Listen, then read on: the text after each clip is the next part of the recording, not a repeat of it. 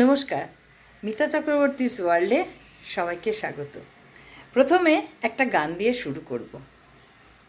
গোঠের রাখাল বলে দেরে কোথায় বৃন্দাবন যেথা রাখাল রাজা গোপাল আমার খেলে অনুক্ষণ কোথায় বৃন্দাবন গোঠের রাখাল বলে দেরে কোথায় বৃন্দাবন যেথা রাখাল রাজা গোপাল আমার খেলে অনুক্ষণ কোথায় বৃন্দাবন।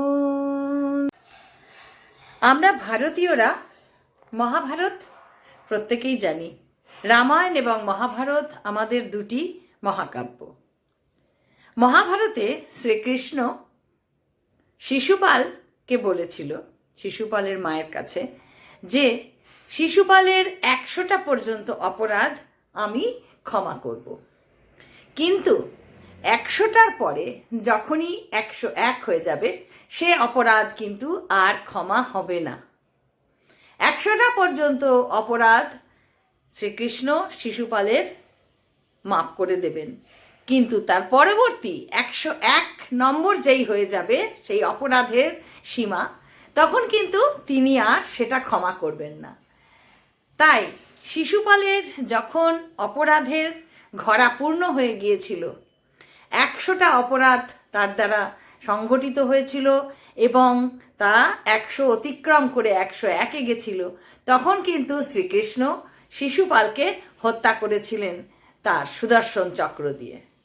সুতরাং মানুষ যদি ভেবে থাকে আমি যে কোনো অপরাধই করি না কেন তা মানুষের নজর এড়িয়ে যাবে, কেউ টের পাবে না, তা কিন্তু হয় না। উপরওয়ালা ঈশ্বর আছেন, যে যাই অপরাধ করুক না কেন সেই অপরাধের ক্ষমা তার বিচারে কিন্তু নেই। অপরাধের শাস্তি পেতেই হবে সেই অপরাধীকে। তাই বলবো, সকলে নিজে সংযতভাবে চলো, যাতে তোমার জ্ঞানত কোনো অপরাধ তোমার দ্বারা সংঘটিত না হয়।